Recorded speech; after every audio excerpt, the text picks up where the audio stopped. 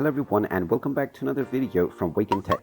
In this video, I'm going to show you how to log into your account on BMO Harris Bank. So let's get started right away. First of all, open up your web browser and then in the address bar type in bmo.com and press enter.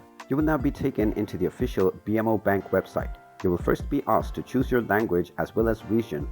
So click on your preferred option and you will be taken into the home page. Now from the home page, click on the sign in button at the top right corner and then choose your sign-in options. After choosing your preferred sign-in option, you will be taken into the portal from which you can log into your account. Now type in the user ID that you have set up while signing up to create your account and then type in your password underneath within the password box. After entering both of these credentials, click on the sign-in button and you will be logged into your account on the BMO Harris Bank right away.